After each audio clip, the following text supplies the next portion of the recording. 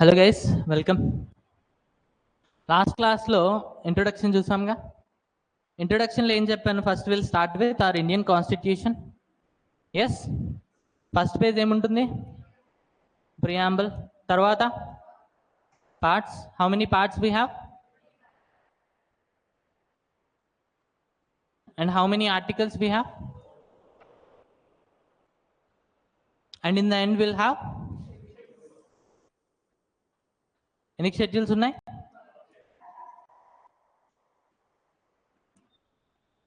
ఇది క్లియర్ కదా? దాని తర్వాత ఏం చెప్పాను? కాన్స్టిట్యూషన్ అంటే ఏంటో చెప్పాను. కాన్స్టిట్యూషన్ అంటే ఏంటి? Basic rules and regulations. అదే ఒక కంపెనీకి ఉంటే ఏమంటాం? Guide lines. అదే ఒక గవర్నమెంట్ ఒక దేశాన్ని పరిపాలించడానికి ఒక బుక్లో రూల్స్ అండ్ రెగ్యులేషన్స్ రాసి పెడితే దాన్నే ఏమంటాం? కాన్స్టిట్యూషన్. ఓకే, అయితే ప్రతి దేశానికి ఒక కాన్స్టిట్యూషన్ ఉంటుంది. అలానే ఇండియాకు కూడా ఒక కాన్స్టిట్యూషన్ ఉంది. దానికి చాలా ఫ్యూచర్స్ ఉన్నాయండి. నేను మీకు రెండు ఫ్యూచర్స్ చెప్పాను. ఒకటి lengthiest constitution because it has 448 articles. ఎందుకు అని అంటే 448 ఆర్టికల్స్ ఉన్నాయి.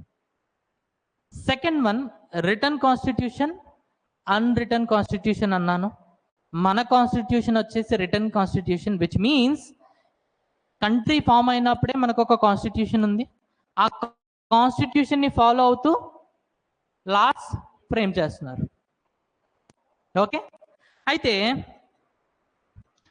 మనకి 1950 తర్వాత మనకి రిటర్న్ కాన్స్టిట్యూషన్ అండి.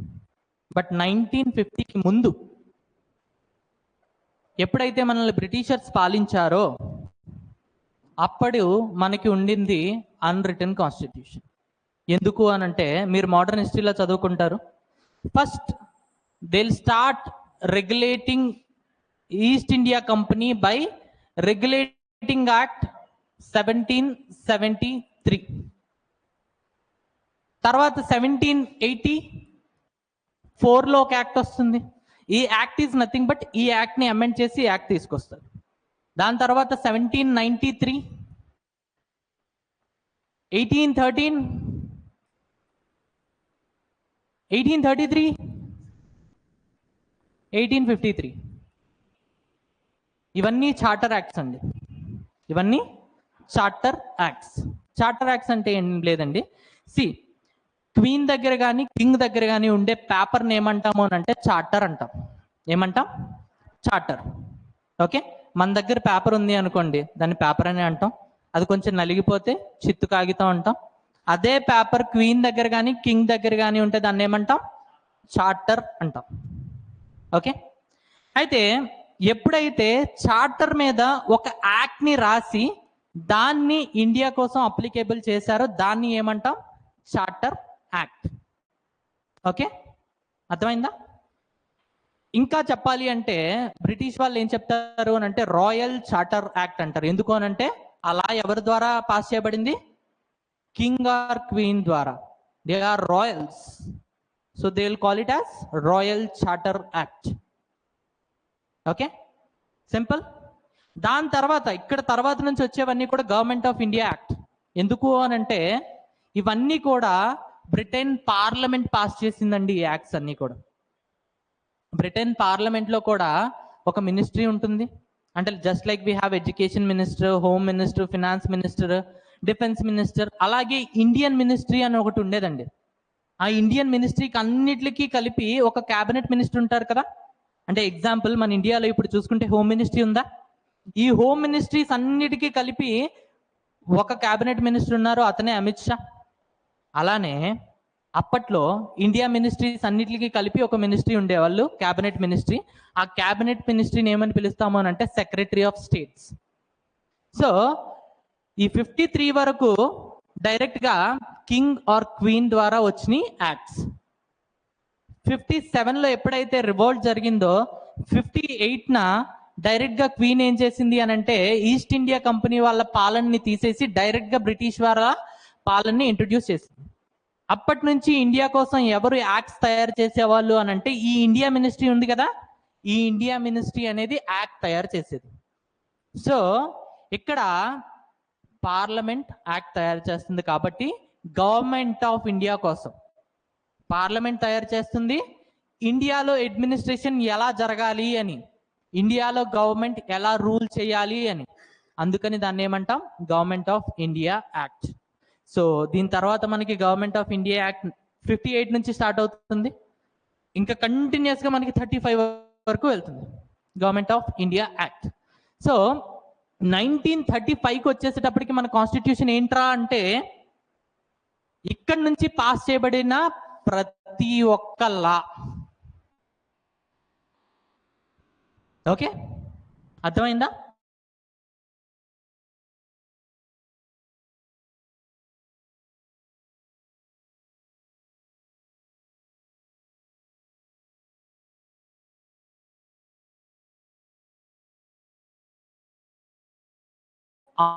అమల్లోకి వచ్చింది. సో దాని ముందు రోజు వరకు అంటే 25th జాన్ 1950 వరకు మన కాన్స్టిట్యూషన్ ఏంటి అని అంటే 1935 వరకు పాస్ చేసిన గవర్నమెంట్ ఆఫ్ ఇండియా యాక్ట్, అలానే 1947లో పాస్ చేయబడిన ఇండియన్ ఇండిపెండెన్స్ యాక్ట్. 1947లో పాస్ చేయబడిన ఇండియన్ ఇండిపెండెన్స్ యాక్ట్. సో ఇక్కడ వరకు ఏవైతే ఉన్నాయో అవన్నీ కూడా 25th జాన్ 1950 వరకు మన కాన్స్టిట్యూషన్. ఓకే, సో ఇదంతా పక్కన పెడితే India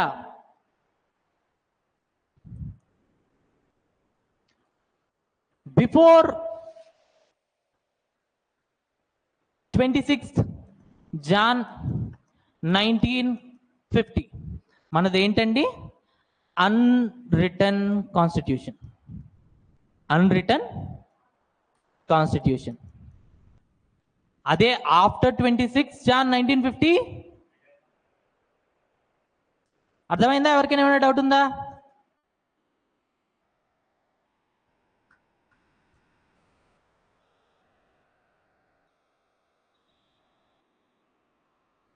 clear? So Indian constitution రిటనా అన్రిటనా అని అంటే బిఫోర్ 26 జాన్ 1950 మన కాన్స్టిట్యూషన్ అనేది అన్రిటన్ కాన్స్టిట్యూషన్. బట్ ఆఫ్టర్ 26 జాన్ 1950 మన కాన్స్టిట్యూషన్ అనేది రిటన్ కాన్స్టిట్యూషన్. క్లియర్?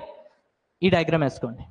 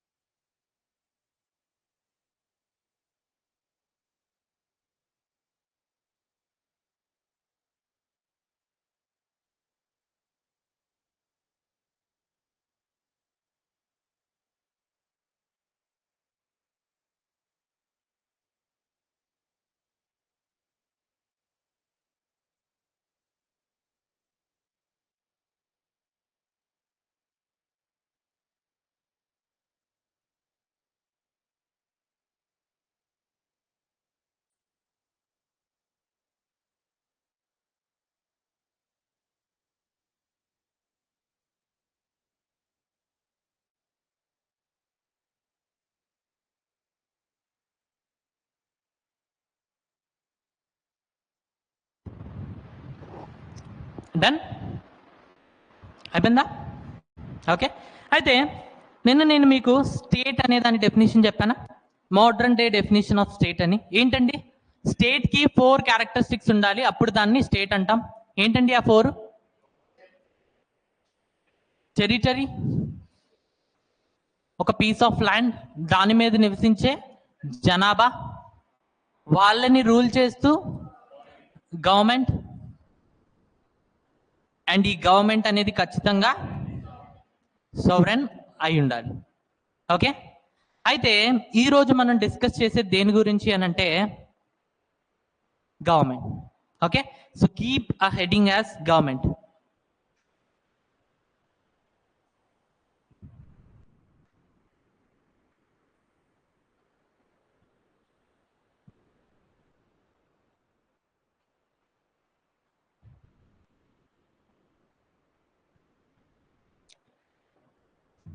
అయితే గవర్నమెంట్ కన్సిస్ట్ ఆఫ్ 3 బ్రాంచెస్ అండి. ఎన్ని బ్రాంచెస్? 3 బ్రాంచెస్. ఒకటి legislature, second one executive, and third one judiciary. Okay, so గవర్నమెంట్లో ఎన్ని బ్రాంచెస్ ఉంటాయి? 3 బ్రాంచెస్. ఒకటి legislature, second one executive, third one judiciary. So రాసుకోండి, గవర్నమెంట్ కన్సిస్ట్ ఆఫ్ 3 బ్రాంచెస్. ఒకటి legislature, second one executive, third one judiciary. చాలా simple, పేర్లను బట్టి confuse అవ్వద్దు. I will make it everything clear. Okay,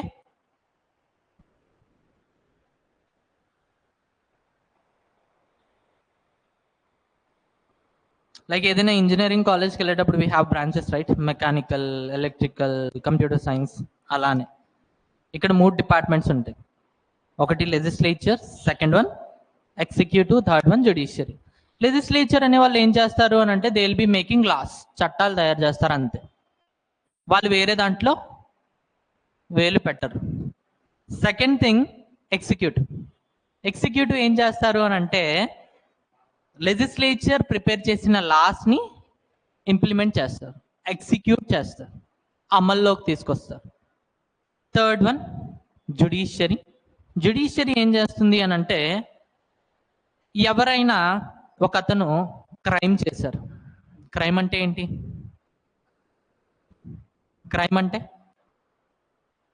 crime అంటే దాన్ని ఏదో ఒక పెద్ద పదంలో చూడొద్దు. ఎప్పుడైనా ఒక లా ఉంది అనుకోండి, ఆ లాని వైలేట్ చేస్తే దాన్ని క్రైమ్ అంటాం. ఎగ్జాంపుల్, మీరు హెల్మెట్ పెట్టుకోకుండా వెళ్ళడం క్రైమ్. ఎందుకు అనంటే హెల్మెట్ పెట్టుకొని డ్రైవ్ చేయాలి అని చెప్పి లాలో రాస్తుంది. If you are violating the law then it will be crime. Okay, so అది చిన్న క్రైమా పెద్ద క్రైమా అనేది చూస్తాం, బట్ అన్నీ కూడా క్రైమే. ఓకే, సో ఎప్పుడైతే ఒక వ్యక్తి క్రైమ్ చేస్తాడో ఆ క్రైమ్ చేసేటప్పుడు లాని ఫాలో అవుతూ జ్యుడిషియరీ అతన్ని శిక్షిస్తుంది, అతని ద్వారా ఎఫెక్ట్ అయిన వాళ్ళకి జస్టిస్ ఇస్తుంది. Simple.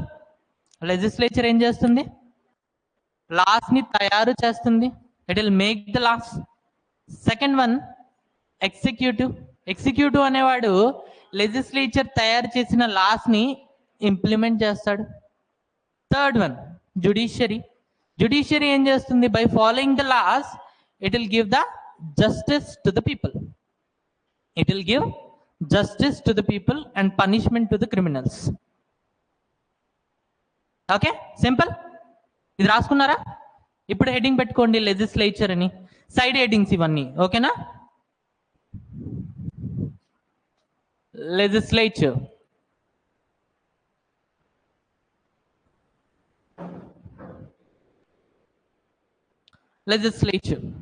okay, legislature, it will make laws,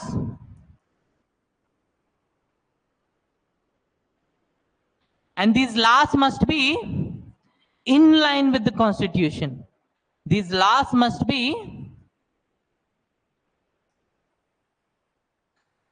in line with the constitution. అంటే కాన్స్టిట్యూషన్ కి వైలేట్ చేస్తూ ఈ లాస్ రాకూడదు. కాన్స్టిట్యూషన్ ఏ ప్రిన్సిపల్స్ అయితే ఫాలో అవుతుందో ఆ ప్రిన్సిపల్స్ ని ఫాలో అవుతూ వీళ్ళు లాని తయారు చేయాలి. Okay, so these laws must be in line with the constitution. నేను నోట్స్ ఎలా రాస్తున్నానో అలానే రాసుకోండి. Okay, so this is legislature. అర్థమైందా అండి? ఓకే, సో లెజిస్లేచర్ అనేది ఇండియాలో ఉందా అండి? ఉంది. Yes, we have dual legislature. ఏంటండి అది? We have dual legislature. One at the centre, second one at the states, each and every state. Centre లో ఒక లెజిస్లేచర్ ఉంది విచ్ ఈస్ పార్లమెంట్. స్టేట్ లో ఒక లెజిస్లేచర్ ఉంది which is state legislature. Okay, so మన దగ్గర ఇండియాలో లెజిస్లేచర్ ఉందా అంటే ఉంది. India dual legislature. Dual legislature, dual legislature. Okay, one at centre,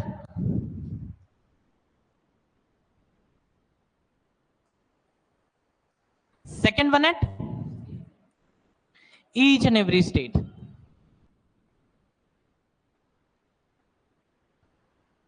Each and every state. Each and every state. Okay, అయితే దీని అర్థం ఏంటి అని అంటే, సెంటర్ అంటే అయిపోయినిచ్చి పార్లమెంట్ అని రాసుకోండి. పార్లమెంట్ అంటే ఇండియాలో పార్లమెంట్ కూడా ఒక చట్టాన్ని తయారు చేయొచ్చు, అలానే each and every state legislature కూడా చట్టాన్ని తయారు చేయొచ్చు. మరి అలాంటప్పుడు ఇద్దరి మధ్యలో గొడవ అవుతుందిగా. ఎస్, అవుతుందా లేదా? అందుకని ఏం చేశారు అంటే మన వాళ్ళు కాన్స్టిట్యూషన్ రాసేటప్పుడే తెలివిగా షెడ్యూల్ 7 అనే దాన్ని ఇంట్రడ్యూస్ చేశారండి. ఎన్నో నెంబరు? 7వ నెంబర్. ధోని ఫ్యాన్స్ ఎవరైనా ఉన్నారా? ఉంటే ఖచ్చితంగా గుర్తుంటుంది, విచ్ ఈస్ షెడ్యూల్ 7. ధోని ఎంత ఫేమస్, పాలిటీలో ఈ షెడ్యూల్ 7 కూడా అంతే ఫేమస్ అండి. ఓకే, షెడ్యూల్ 7లో ఏముంటాయి అని అంటే, ఫస్ట్ వినండి, రాసుకోవడానికి టైం ఇస్తా. షెడ్యూల్ 7లో ఏముంటాయి అని అంటే, distribution of powers between centre and state. Distribution of powers between centre and state. Okay, అయితే ఇందులో 3 రకాల లిస్టులు ఉంటాయండి. ఎన్ని రకాలు? 3 రకాలు. ఒకటి union list, second one state list, third one concurrent list. అయితే ఈ యూనియన్ లిస్ట్ మీద ఓన్లీ సెంటర్ మాత్రమే లాస్ తయారు చేయగలదు. ఎగ్జాంపుల్ డిఫెన్స్ అన్నాం. ఓకే, ఈ డిఫెన్స్ కి సంబంధించి ఏదైనా ఒక చట్టాన్ని చేయాలి అని అంటే ఓన్లీ పార్లమెంట్ మాత్రమే చేయగలదు. అలానే స్టేట్ లో పోలీస్ ఉంటారు కదా, పోలీస్ అంటే లా అండ్ ఆర్డర్ అనేది స్టేట్ లిస్ట్. స్టేట్ లిస్ట్ మీద ఎవరైనా చట్టాన్ని చేయగలరు అని అంటే ఓన్లీ స్టేట్ లెజిస్లేచర్ మాత్రమే చేయగలరు. కంకరెంట్ లిస్ట్ అని ఒకటి ఉంది కదా, ఈ కంకరెంట్ లిస్ట్ మీద ఇద్దరూ చేయొచ్చండి. ఓకే, ఎప్పుడైతే సెంటరు స్టేటు రెండు లాస్ చేశాయో, ఒకవేళ ఈ రెండింటి మధ్యలో కాన్ఫ్లిక్ట్ ఉంది అనుకోండి, అలాంటి టైంలో సెంటర్ లా అనేది ప్రివేల్ అవుతుంది. మీరు పాత సినిమాల్లో మహాభారతాలు చూసే ఉంటారు కదా, 2 బాణాలు వస్తాయి, జుయ్యన్ సౌండ్ వచ్చి ఒకటి మాయమైపోతుందా? ఆ మాయమైపోయేది స్టేట్ తయారు చేసిన లా. ఎప్పుడు? కంకరెంట్ లిస్ట్ లో. అర్థమైందా? సో లెజిస్లేచర్ ఇండియాలో dual legislature, one at centre which is called as parliament, second one in each and every state, ప్రతి ఒక్క రాజ్యంలో, రాష్ట్రంలో. ఓకే, అయితే ఎప్పుడైతే ఇద్దరికి పవర్స్ ఇచ్చామో వాళ్ళిద్దరు కొట్టుకు చేస్తారు. అందుకని కాన్స్టిట్యూషన్ తెలివిగా షెడ్యూల్ 7 ఇంట్రొడ్యూస్ చేసింది. షెడ్యూల్ 7లో ఏముంటుందండి? Distribution of powers between centre and state. ఇప్పుడు రాసుకోండి, distribution of powers between centre and state. Between centre and state ఎలా డిస్ట్రిబ్యూట్ చేశారండి? ఒక 3 రకాల లిస్టులు తీసుకొచ్చారు. ఒకటి యూనియన్ లిస్ట్, సెకండ్ వన్ వచ్చేసి స్టేట్ లిస్ట్, థర్డ్ వన్ వచ్చేసి కంకరెంట్ లిస్ట్. యూనియన్ లిస్ట్ మీద ఎవరు లా తయారు చేస్తారండి? Only parliament. స్టేట్ లిస్ట్ మీద ఎవరు లా తయారు చేస్తారండి? Only state legislature. Concurrent list మీద ఎవరు లా తయారు చేస్తారండి? Both parliament and state legislature. Okay, రాసుకోండి.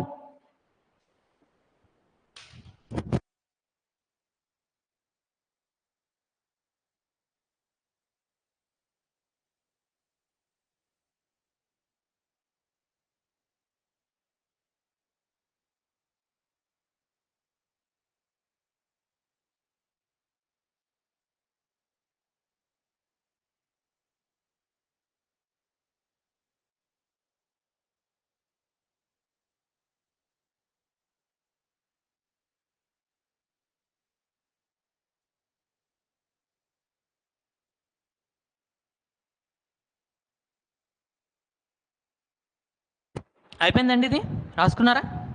ఓకే. సో లెజిస్లేచర్ ఏం చేస్తుంది?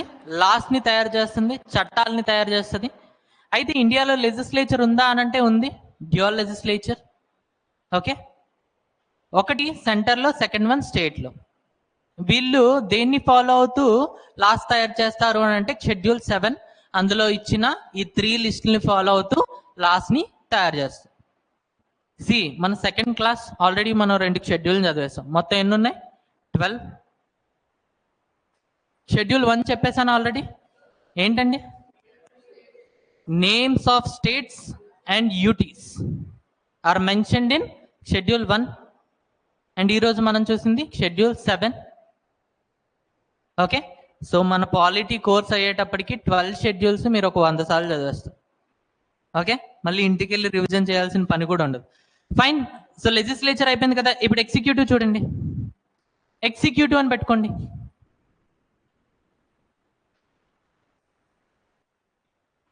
ఎగ్జిక్యూటివ్ ఏం చేస్తాడండి? లెజిస్లేచర్ ఫ్రేమ్ చేసిన లాస్ ని ఎగ్జిక్యూటివ్ అనేవాడు ఇంప్లిమెంట్ చేస్తాడు. Okay, so implements laws made by legislature. He will act in line with the laws. He'll act in line with the laws. అంటే ఏంటండి? ఫస్ట్ వినండి. ఎగ్జిక్యూటివ్ ఏం చేస్తాడు? ఇంప్లిమెంట్ చేస్తాడు. వేటిని? Laws made by legislature, but in line with the laws. Legislature, it will make laws in line with the constitution. Executive, he'll act in line with the laws. అంటే ఏంటి అని అంటే, example మళ్ళీ ఆ హెల్మెట్ కేసే తీసుకుందాం. 135 రూపాయలు ఫైన్ అండి. ఎందులో రాస్తుంది? చట్టంలో రాస్తుంది, లాలో రాస్తుంది. ఓకే, ఇప్పుడు మనం ఏంటి అని అంటే హెల్మెట్ వేసుకోకుండా స్టైల్గా డ్రైవ్ చేసుకుంటూ వెళ్తున్నాం, మీరు పోలీసులు దొరికిపోయారు. Police is an executive. ఇప్పుడు పోలీస్ అనేవాడు, ఎగ్జిక్యూటివ్ అనేవాడు, he must act in line with the law. మీ దగ్గర 135 రూపాయలే తీసుకోవాలి. 136 రూపాయలు తీసుకోవచ్చు అంటే కుదరదు. 500 తీసుకోవచ్చు అంటే కుదరదు. 100 రూపాయలు తీసుకోవచ్చా నాకు తెలిసినోడు నా బామ్మర్ది అంటే కుదరదు. ఖచ్చితంగా 135 తీసుకోవాలి. So legislature he must they must act in line with the constitution. Executive, he must act in line with the laws made by legislature. Okay, ఇప్పుడు రాసుకోండి.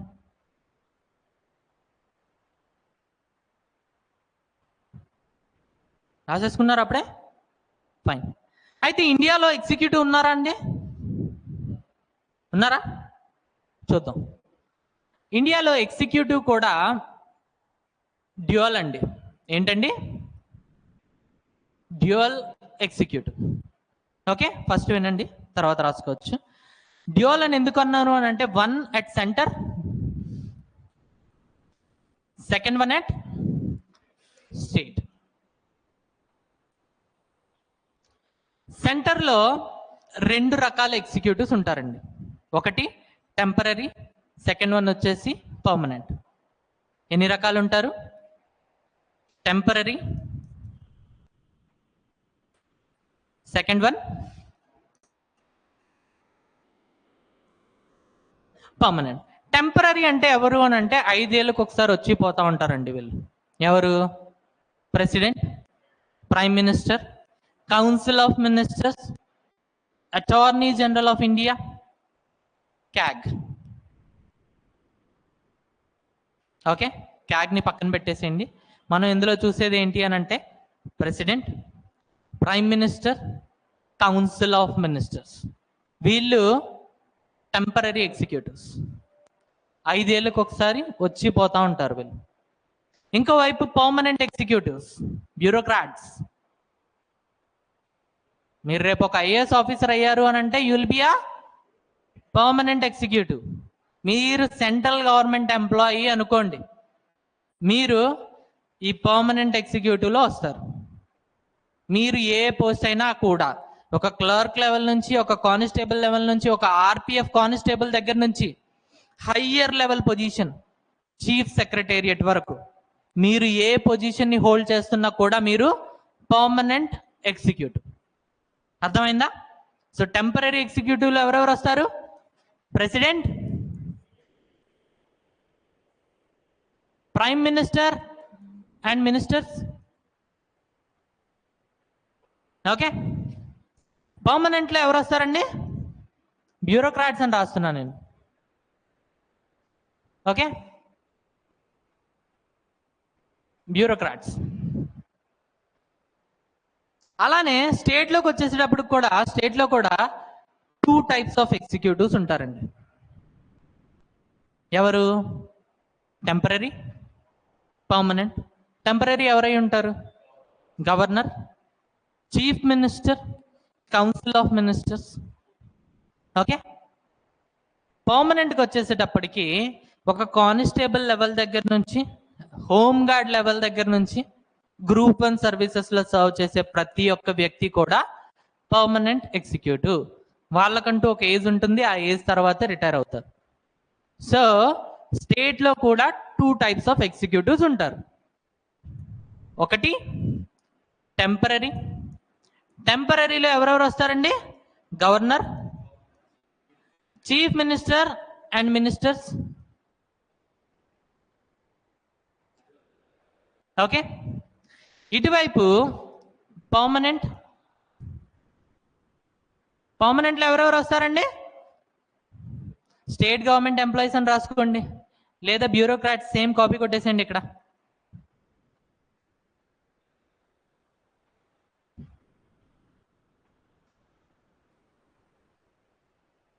ఓకే, డిఫరెన్స్ ఏంటి అని అంటే, ఒకవేళ వాళ్ళు సెంట్రల్ గవర్నమెంట్ ఎంప్లాయీస్ అయితే they will be coming under centre permanent executives. వాళ్ళు state government employees అయితే they will be coming under the state permanent executive. అర్థమైందా? ఎగ్జిక్యూటివ్ అనేవాడు ఇండియాలో dual executive, one at centre and one at state. సెంటర్లో will be having, ఇందులో మనం Indian పాలిటీలో దీని గురించి చదవండి, మనం చదివేది దీని గురించి మాత్రమే, టెంపరీ ఎగ్జిక్యూటివ్స్. సో మీరు ఇవి రాసుకోండి. బట్ డ్యూయల్ ఎగ్జిక్యూటివ్ అంటే మీకు గుర్తుకు రావాల్సింది, at the center we'll be having president, prime minister, council of ministers, and at the state we'll be having governor, chief minister, council of ministers. Okay, రాసుకోండి. So we are done with legislature, executive. ఇప్పుడు judiciary ఏంటో చూద్దాం.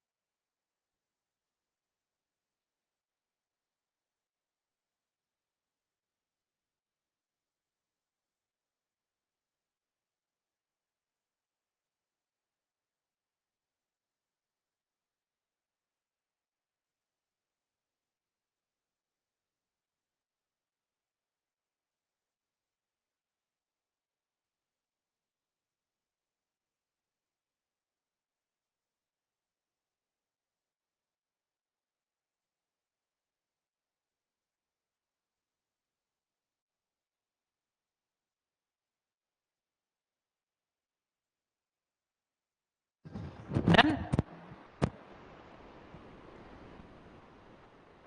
Okay, now the third one is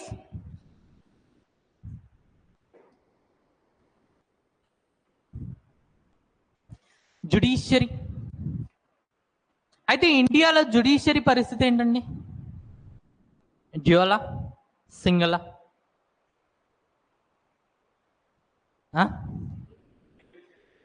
సింగిలా, డ్యూయలా? ఎందుకు? స్టేట్లో high courts ఉన్నాయి కదా. స్టేట్లో high courts ఉన్నాయి కదా. ఇండియాలో జ్యుడిషియరీ అనేది సింగిల్. ఎందుకు అంటే ఇండియాలో సుప్రీంకోర్టు ఉంది, 25 హైకోర్ట్స్ ఉన్నాయి, వాటి కింద సబార్డినేట్ కోర్ట్స్ ఉన్నాయి. But subordinate courts will be working under high court, high courts will be working under Supreme Court. కానీ లెజిస్లేచర్లో, ఎగ్జిక్యూటివ్లో ఇది వర్క్ అవ్వదండి. ప్రైమ్ మినిస్టర్ కింద చీఫ్ మినిస్టర్ పనిచేయడు, అందుకనే దాన్ని డ్యూయల్ ఎగ్జిక్యూటివ్ అంటాం. పార్లమెంట్ కింద స్టేట్ లెజిస్లేచర్ పనిచేయదు, అందుకనే దాన్ని డ్యూయల్ లెజిస్లేచర్ అంటాం. బట్ సుప్రీంకోర్టు కింద హైకోర్టు అనేది పనిచేస్తుంది, పనిచేసి తీరాలి, అందుకనే దాన్ని ఏమంటాం? సింగిల్ జ్యుడిషియరీ అంటాం. ఓకే, అయితే ఇండియాలో జ్యుడిషియరీ యొక్క స్ట్రక్చర్ ఏంటి అని అంటే ఫస్ట్ రాసుకోండి. జ్యుడిషియరీ ఫంక్షన్ ఏంటండి?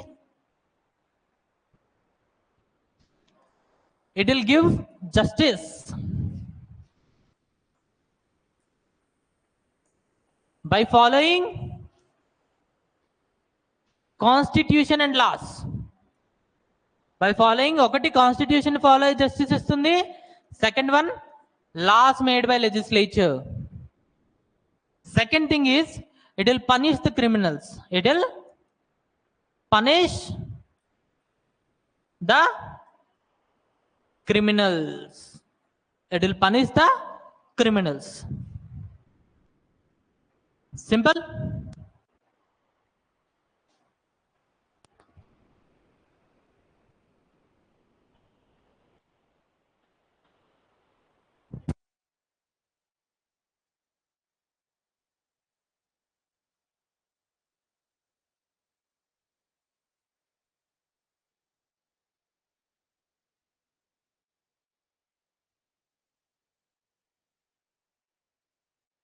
డన్. అయితే ఇండియాలో జ్యుడిషియరీ స్ట్రక్చర్ ఏంటో చూడండి. టాప్లో ఏముంటుంది అని అంటే సుప్రీంకోర్టు, అందుకని సుప్రీంకోర్టుకి ఇంకొక పేరు అపెక్స్ కోర్ట్. ఏంటండి? Apex court. అంటే టాప్ లెవెల్లో ఉంటే దాన్ని ఏమంటాం అని అంటే అపెక్స్ అంటాం. సో ఈ కోర్టు పేరేంటి? Apex court. అండ్ మిడ్ లెవెల్లో ఈచ్ అండ్ ఎవ్రీ స్టేట్లో, అంటే 25 రాష్ట్రాల్లో will be having high courts. Okay, and high courts కింద ప్రతి స్టేట్లో, లెట్స్ సే ఆంధ్రప్రదేశ్ ఉంది, ఆంధ్రప్రదేశ్లో ఒక హైకోర్టు ఉంది, ఆ హైకోర్టు కింద ఏముంటాయి? Subordinate courts. Okay, so sub ordinate courts. So ఇది మన జ్యుడిషియరీ యొక్క స్ట్రక్చర్. సబార్డినేట్ కోర్ట్స్ బోల్డ్ అని ఉంటాయి, హైకోర్ట్స్ 25 ఉంటాయి, అండ్ సుప్రీంకోర్టు వచ్చి ఒకటే ఉంటుంది, అండ్ అది టాప్ లెవెల్లో ఉంటుంది, అందుకని దాన్ని ఏమంటాం? Apex court. ఏమంటాం? Apex court. ఈ డయాగ్రామ్ వేసుకోండి. So we are done with legislature, executive and judiciary. So 3 బ్రాంచెస్ని చదివేశాం కదా.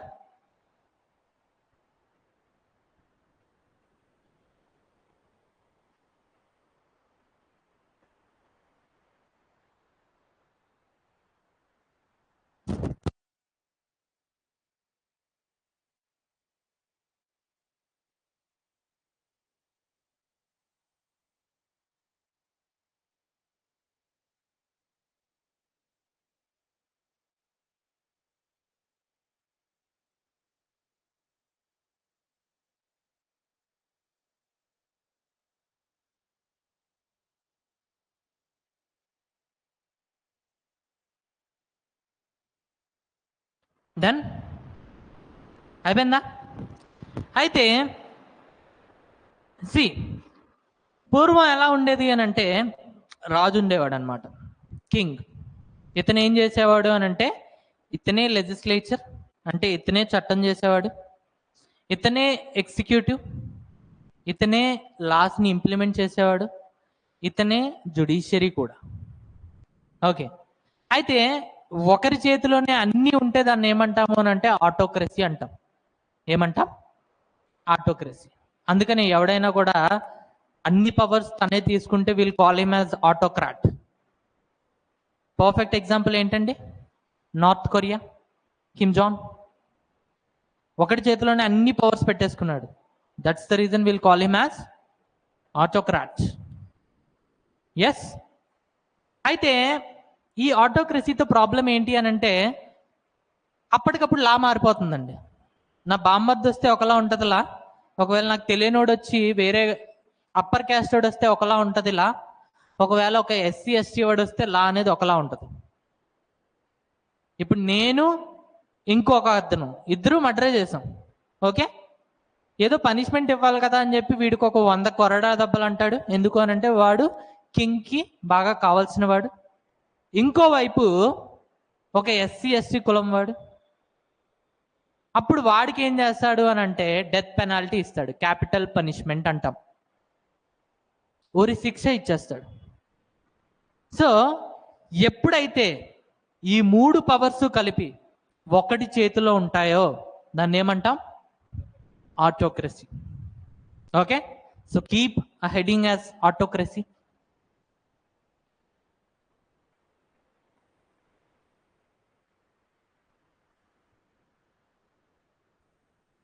When these 3 branches, 3 powers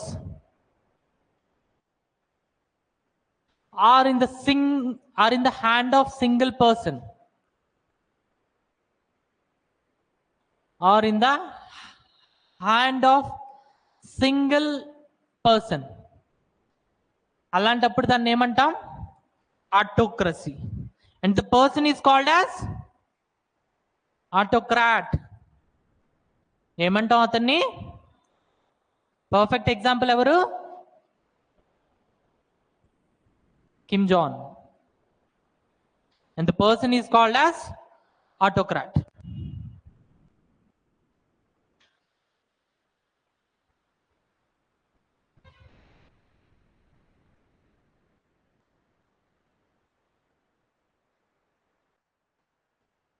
When these 3 powers are in the hand of single person, then it is called as autocracy. And the person is called as autocrat. Okay, so ఈ autocracy అనేది డెమోక్రసీలో పనికిరాదండి. ఎప్పుడైతే జనాలు నమ్మి ఒక రిప్రజెంటేటివ్ని తీసుకొస్తున్నారు కదా, ప్రతి రిప్రజెంటేటివ్ చేతిలో కొంచెం పవర్ ఉండాలి. ఇప్పుడు జనాలందరూ కలిపి కొంతమంది ఎంపీస్ని ఎన్నుకుంటారు. ఈ ఎంపీస్ అందరూ కలిపి ఒక ప్రైమ్ మినిస్టర్ని ఎంచుకుంటారు. ఇప్పుడు పవర్స్ అన్ని ప్రైమ్ మినిస్టర్ చేతిలోనే ఉండిపోయినాయి అనుకోండి, అది డెమోక్రసీకి మంచిది కాదు. So this autocracy is bad for democracy. అందుకని మోంటెస్క్యూ అనే అతను, పేరేంటండి? మోంటెస్క్యూ అనే అతను సెపరేషన్ ఆఫ్ పవర్స్ అనే కాన్సెప్ట్ ఇచ్చాడండి. ఏం చెప్పాడు? సెపరేషన్ ఆఫ్ పవర్స్ అనే కాన్సెప్ట్ ఇచ్చాడు. ఏమన్నాడు అని అంటే, ఎప్పుడైతే ఈ 3 పవర్స్ అనేవి ఒకటి చేతిలోనే ఉంటుందో వాడిని మనం ఇంకా ఆపలేం. అందుకని ఈ 3 బ్రాంచెస్ని మీరు సెపరేట్ చేయాలి. ఎగ్జిక్యూటివ్కి లెజిస్లేచర్తో సంబంధం ఉండకూడదు, లెజిస్లేచర్కి జ్యుడిషియరీతో సంబంధం ఉండకూడదు, అంటే ఒకరికి ఇంకొకరితో ఎటువంటి సంబంధం ఉండకూడదు. అలా ఉండగలిగితే అప్పుడు అది ఒక హెల్దీ డెమోక్రసీ అని చెప్పి ఈ మోంటెస్క్యూ అనే అతను చెప్పాడనమాట. ఓకే, సో ఆటోక్రసీ కింద రాసుకోండి. Note, this is a bad sign for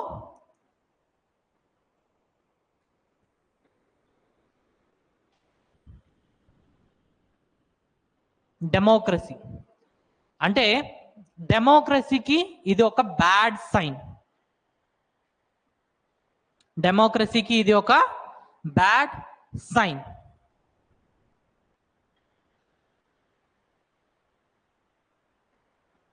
అందుకని మోంటెస్క్యూ అనే అతను ఏం చేశాడండి? మోంటెస్క్యూ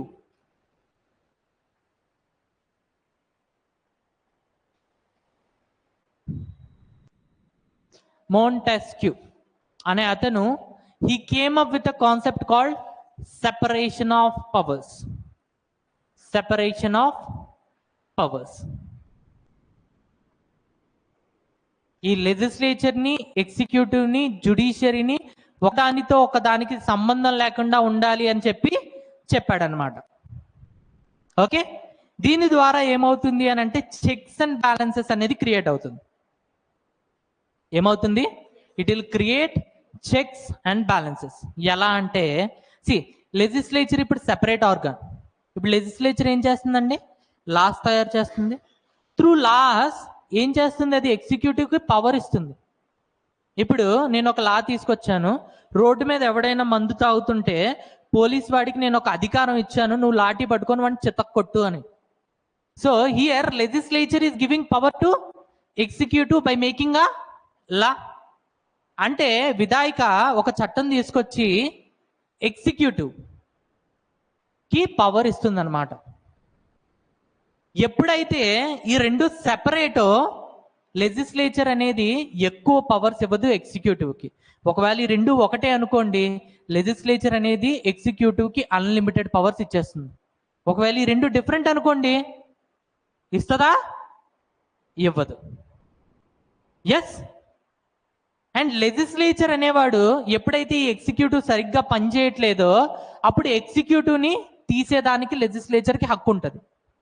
ఇప్పుడు ఎగ్జిక్యూటివ్ వర్క్ అనేది నచ్చలేదు, గవర్నమెంట్ వర్క్ అనేది నచ్చలా, అప్పుడు లెజిస్లేచర్లో నో కాన్ఫిడెన్స్ మోషన్ అనే దాన్ని ఇంట్రడ్యూస్ చేస్తాం. నో కాన్ఫిడెన్స్ మోషన్ అనేది పాస్ అయితే ప్రైమ్ మినిస్టర్, వాళ్ళ కౌన్సిల్ ఆఫ్ మినిస్టర్స్ అందరూ తట్టాబుట్టా పట్టుకొని వెళ్ళిపోవాల్సిందే. అలానే ప్రెసిడెంట్ చేసిన పని నచ్చలేదు అనుకోండి, లెజిస్లేచర్లో మనం ఇంపీచ్మెంట్ అనే దాన్ని ఇంట్రడ్యూస్ చేస్తాం.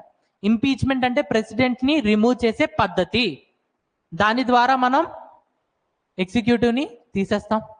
సో లెజిస్లేచర్ ఏం చేస్తుంది? ఎగ్జిక్యూటివ్ మీద చెక్స్ అండ్ బ్యాలెన్సెస్ క్రియేట్ చేస్తుందా? ఎస్. అలానే ఎగ్జిక్యూటివ్ అనేవాడు లెజిస్లేచర్ వాళ్ళ సాలరీస్ కానీ అన్ని ఇతనే చూసుకుంటాడు. ఓకే. అండ్ థర్డ్ వన్ వచ్చేసి జుడిషియరీ. జుడిషియరీ ఏం చేస్తుంది? లెజిస్లేచర్ అనేది లాస్ సరిగ్గా చేస్తుందా లేదా, ఇన్ లైన్ విత్ కాన్స్టిట్యూషన్ చేస్తుందా, కాన్స్టిట్యూషన్ని వైలేట్ చేస్తుందా అని ఎవరు చెక్ చేస్తారు? జుడిషియరీ. అలానే ఎగ్జిక్యూటివ్ అనేవాడు లాస్ని ఫాలో అవుతూ పనిష్ చేస్తున్నాడా లేదా ఆర్బిట్రరీ యాక్షన్ చేస్తున్నాడా అనేది ఎవరు చెక్ చేస్తారు? జుడిషియరీ. అర్థమైందా? ఇక్కడ ఎగ్జిక్యూటివ్ అనేవాడు జుడిషియరీని అపాయింట్ చేస్తాడు, జడ్జెస్ని అపాయింట్ చేస్తాడు. సో ఎగ్జిక్యూటివ్ అనేవాడు జుడిషియరీ మీద చెక్స్ అండ్ బ్యాలెన్సెస్ చేస్తున్నాడు, అండ్ జుడిషియరీ ఎగ్జిక్యూటివ్ మీద చెక్స్ అండ్ బ్యాలెన్సెస్ చేస్తుంది. ఎలా? లాని ఫాలో అవుతూ యాక్ట్ చేస్తున్నాడా లేదా లాని దాటి యాక్ట్ చేస్తున్నాడా? లాని దాటి యాక్ట్ చేయడాన్ని ఏమంటాం? ఆర్బిట్రరీ యాక్షన్ అంటాం. ఓకే. సో ఎప్పుడైతే ఈ మూడు బ్రాంచెస్ని సెపరేట్ చేస్తామో it will create checks and balances. Yes, it will create checks and balances. ఇక్కడ ఇంతే రాసుకోండి. మీకు నేను ఏదైతే నోట్స్ ఇస్తున్నానో అందులో ఎగ్జాంపుల్స్తో సహా నేను క్లియర్గా ఇస్తాను. ఓకేనా? సో మోంటెస్క్యూ అనే అతను సెపరేషన్ ఆఫ్ పవర్స్ అనే కాన్సెప్ట్ని తీసుకొచ్చాడు. Through separation of powers we can create checks and balances.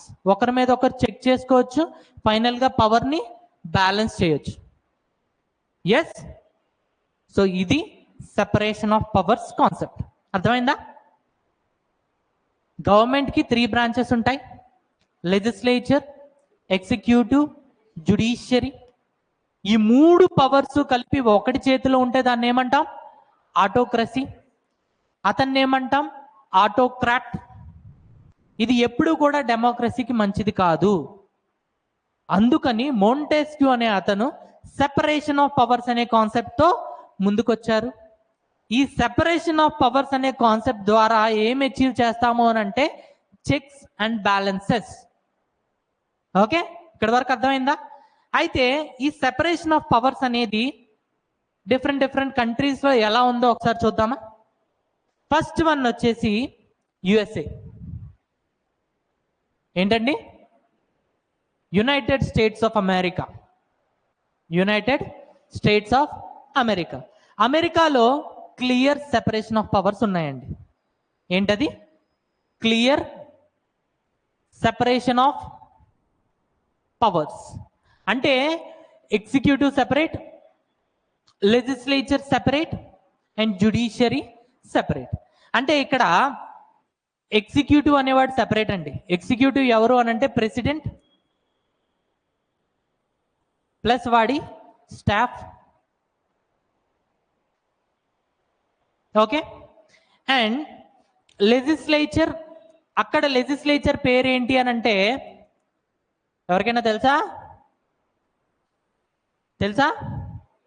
Congress. ఏంటండి? కాంగ్రెస్. మన ఇండియన్ నేషనల్ కాంగ్రెస్ ఉంది చూసారా? ఆ ఇండియన్ నేషనల్ కాంగ్రెస్ అనేది పేరు ఎక్కడి నుంచి తీసుకుంది అని అంటే ఇక్కడి నుంచి. ఓకే. మన ఇండియాలో లెజిస్లేచర్ ఉంది, దాని పేరేంటి? పార్లమెంట్. యుఎస్ఏలో ఉన్న లెజిస్లేచర్ పేరేంటి? కాంగ్రెస్. అయితే ఈ కాంగ్రెస్ లో కూడా మన లెజిస్లేచర్ లో రాజ్యసభ, లోక్సభ ఎలా ఉన్నాయో ఈ కాంగ్రెస్ లో కూడా 2 హౌసెస్ ఉంటాయండి. ఒకటి సెనెట్, ఏంటది? సెనెట్, శనక్కాయతో గుర్తుపెట్టుకోండి. సెకండ్ వన్ వచ్చేసి హౌస్ ఆఫ్ రిప్రజెంటేటివ్స్. ఓకే. ఎన్ని హౌసెస్ ఉంటాయి? 2 హౌసెస్. ఓకే. ఒకటి సెనెట్, SENAT. సెకండ్ వన్ వచ్చేసి హౌస్ ఆఫ్ రిప్రజెంటేటివ్స్.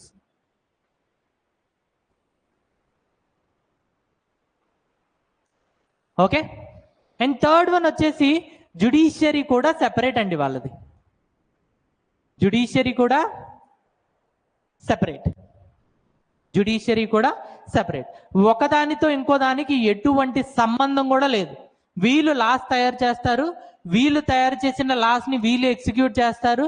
జ్యుడిషియరీ అనేది ఒకటి లెజిస్లేచర్ సరిగ్గా లాస్ తయారు చేస్తుందా లేదా. సెకండ్ వన్ ఎగ్జిక్యూటివ్ అనేవాడు లాస్ ని ఫాలో అవుతూ యాక్ట్ చేస్తున్నాడా లేదా, లాని మించి, లాని దాటి యాక్ట్ చేస్తున్నాడా అనేది చెక్ చేస్తుంది. ఓకే. అలానే ఎవరైనా క్రైమ్ చేస్తే వాళ్ళకి పనిష్మెంట్ ఇస్తుంది. ఓకే. సో ప్రపంచంలో ఎక్కడైనా మనం క్లియర్గా సెపరేషన్ ఆఫ్ పవర్స్ ని చూడొచ్చా అంటే చూడొచ్చు. ఎక్కడ? యుఎస్ఏ. సెకండ్ వన్ మన ఇండియా. ఇది రాసుకున్నారా? రాసుకోండి.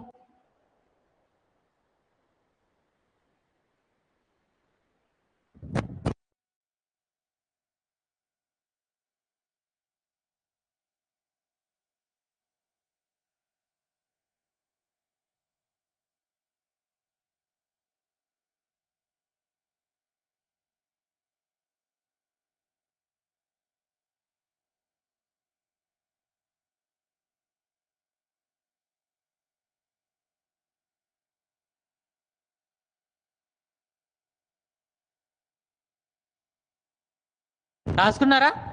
ఇప్పుడు సెకండ్ వన్ చూడండి, ఇండియా. పెట్టుకోండి, హెడ్డింగ్ పెట్టుకోండి.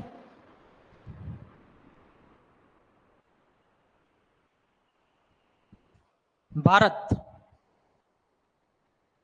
ఇండియాలో సెపరేషన్ ఆఫ్ పవర్స్ ఉందా అండి? No clear separation of powers. Separation of powers ఉంది, but it is not clear. ఎందుకు అనేది నేను చెప్తా, రాసుకోండి. No clear separation of powers. No clear separation of powers. ఎందుకు అని అంటే ఫస్ట్ వినండి, తర్వాత రాసుకోవచ్చు. మనకి లెజిస్లేచర్ ఉందండి. ఏంటది? Legislature which is parliament. Okay. Legislature which is parliament. దీంట్లో 2 హౌసెస్ ఉంటాయండి. ఒకటి లోక్సభ, రాజ్యసభ. అయితే ఎగ్జిక్యూటివ్ అనేవాడు ఎక్కడి నుంచి వస్తాడు? లెజిస్లేచర్ నుంచే వస్తాడు. ఒక అతను ప్రైమ్ మినిస్టర్ అవ్వాలి అని అంటే ఖచ్చితంగా మినిస్టర్ అయి తీరాలి.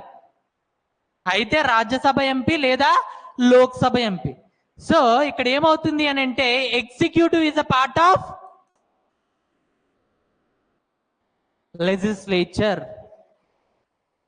సో ఇక్కడ మనకి క్లియర్ సెపరేషన్ ఆఫ్ పవర్స్ లేవు. But judiciary it is a independent body. Judiciary it is a independent body. So ఇండియాలో సెపరేషన్ ఆఫ్ పవర్స్ ఉన్నాయా అని అంటే ఉంది, but it is not fully separated, semi separation of powers.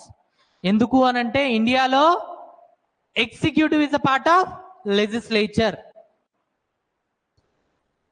అర్థమైందా? Diagram వేసుకోండి. Everything నేను basics నుంచి చెప్తున్నానండి, 0 నుంచి అడ్వాన్స్ వరకు. ఏ డౌట్ ఉన్నా కూడా ఇక్కడే అడగండి.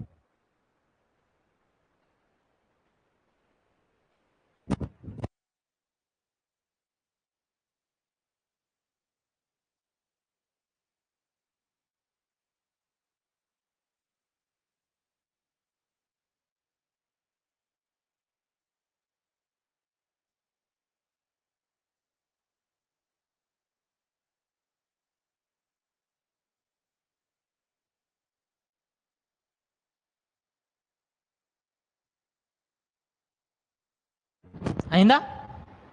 So in the United States of America we have clear separation of powers, and we have seen India.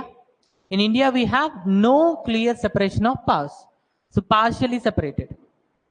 The third one which we are going to see is UK, United Kingdom. UK లో no separation of powers. అసలు separation of powers అనే కాన్సెప్టే లేదు ఇక్కడ. No separation of powers, separation of powers అనే కాన్సెప్టే లేదు. ఎందుకో చూడండి. మనకు ఒక లెజిస్లేచర్ ఉందిగా, లెజిస్లేచర్ పేరేంటి? పార్లమెంట్. అలానే వీళ్ళకు కూడా ఒక లెజిస్లేచర్ ఉంది, ఆ లెజిస్లేచర్ పేరేంటి? పార్లమెంట్. మన లెజిస్లేచర్ పార్లమెంట్ పేరు మనం ఎక్కడి నుంచి తీసుకున్నామంటే యూకే నుంచి. ఎందుకు అనంటే వాళ్ళే మనల్ని పాలించింది. So this is legislature of UK. This is called as parliament. మనకి పార్లమెంట్లో 2 హౌసెస్ ఉన్నాయా? ఎస్, రాజ్యసభ, లోక్సభ. అలానే వీళ్ళకి 2 హౌసెస్ ఉన్నాయి. ఓకే, ఒకటి House of Lords, second one House of Commons. House of Lords, House of Commons. దీన్ని మనం అప్పర్ హౌస్ అంటాం, దీన్ని మనం లోవర్ హౌస్ అంటాం. లోవర్ హౌస్ అంటాం. ఎందుకు అనంటే వీళ్ళందరూ ఎవరు అనంటే జమీందారులు అండి. ఇండియాలో అయితే బాగా డబ్బు ఉండి బాగా ల్యాండ్ ఉంటే వాళ్ళని ఏమంటాం? జమీందార్ అంటాం. అదే యూకేలో బాగా బలిసి ఉంటే వాళ్ళని ఏమంటాం అనంటే లార్డ్స్. ఏమంటాం? లార్డ్స్. సో ఈ లార్డ్స్ అందరూ కూడా ఒక హౌస్ లో రిప్రజెంట్ చేస్తారు. ఇంకో హౌస్ లో జనాలు ఎన్నుకొని పంపించిన వాళ్ళు ఉంటారు. They are called as House of Commons because they are elected by common people. అర్థమైందా? అయితే ఎగ్జిక్యూటివ్ అనేవాడు ప్రైమ్ మినిస్టర్, వాళ్ళ మినిస్టర్స్ ఎక్కడి నుంచి వస్తారు అని అంటే హౌస్ ఆఫ్ కామన్స్ నుంచి వస్తారు.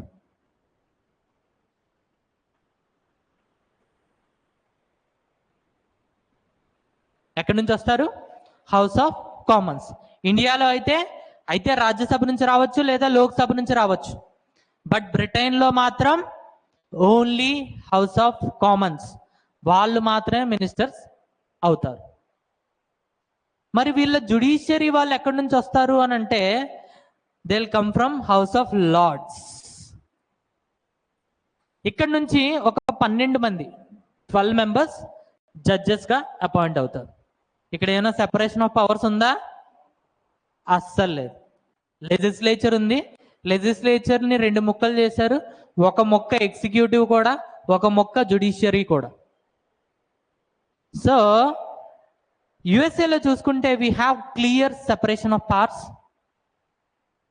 సెకండ్ వన్ వచ్చేసి India, semi separated. Third one వచ్చేసి యూకే, అసలు ఇక్కడ ఏం లేదు.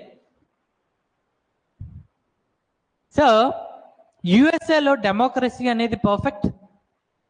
ఇండియాలోకి వచ్చేసేటప్పటికి గాల్లో బాణం కొంచెం బ్యాలెన్స్ అవుతూ ఉంటుంది. యూకేలో అసలు లేనే లేదు. Got my point? Yes. So this is all about separation of powers. Separation of powers concept ఎవరు ఇచ్చారు? మాంటెస్క్యూ. ఓకే, అది ఏ దేశాల్లో ఎలా ఉంటుందో మనం క్లియర్గా చూసాం. సో విత్ దిస్ మన ఇంట్రొడక్షన్ అనేది అయిపోయింది పాలిటీకి. కాన్స్టిట్యూషన్ చూసాం, ఎస్. దాని తర్వాత ఏం చూసాం? స్టేట్ డెఫినేషన్ చూసాం. కంట్రీ అంటే ఏంటో తెలుసుకున్నాం. నేషన్ అంటే ఏంటో తెలుసుకున్నాం. నేషనలిజం అనే ఫీలింగ్ మనలో నింపుకున్నాం. దాని తర్వాత వీ హ్యావ్ సీన్ గవర్నమెంట్. గవర్నమెంట్లో 3 బ్రాంచెస్ ఉంటాయి: executive, legislature and judiciary. Yes, executive legislature అంటే ఏంటో చూసాం. ఇండియాలో లెజిస్లేచర్ ఎలా ఉంటుందో చూసాం. ఎగ్జిక్యూటివ్ అంటే ఏంటో చూసాం. ఇండియాలో ఎగ్జిక్యూటివ్ పరిస్థితి ఏంటో చూసాం. జ్యుడిషియరీ అంటే ఏంటో చూసాం. ఇండియాలో జ్యుడిషియరీ పరిస్థితి ఏంటో చూసాం. దాని తర్వాత ఐ హ్యావ్ టోల్డ్ యూ, ఒకవేళ ఈ 3 పవర్స్ కూడా ఒకటి చేతిలో ఉంటే దాన్ని ఏమంటాం? ఆటోక్రాట్. అండ్ ఆ ప్రాసెస్ని ఆటోక్రసీ అంటాం. This is bad for democracy. అందుకనే Montesquieu came up with separation of powers concept. Separation of powers ఉంటే చెక్స్ అండ్ బ్యాలెన్సెస్ అనేవి మెయింటైన్ చేయొచ్చు. సో ఇప్పుడు ఒక్కొక్క దేశంలో సెపరేషన్ ఆఫ్ పవర్స్ అనేది ఎలా ఉందో చూసాం. యుఎస్ఏలో we have clear separation of powers. ఇండియాలో సెమీ సెపరేటెడ్. యూకేలో అసలు లేనే లేదు, no separation of powers. So with this we are done with introduction. Okay, next class స్టార్టింగ్లో నేను ఒకసారి సిలబస్ మొత్తం ఒకసారి చెప్తాను. నా సిలబస్ చెప్పే పద్ధతి కూడా చాలా ఎంటర్టైనింగ్గా ఉంటుందండి, బోరింగ్గా ఉండదు. దాని తర్వాత నేను స్టార్ట్ చేయబోయే కాన్సెప్ట్ ఏంటి అని అంటే కాన్స్టిట్యూయెంట్ అసెంబ్లీ. ఎందుకు అనంటే మనం పాలిటీలో ఏం చదువుకుంటాం? కాన్స్టిట్యూషన్. కాన్స్టిట్యూషన్ని చదువుకునే ముందు what we have to do is, అంత గొప్ప కాన్స్టిట్యూషన్ని ఎవరు తయారు చేశారు అనేది చూడాలి కదా. ఆ తయారు చేసిన వాళ్ళే కాన్స్టిట్యూషన్.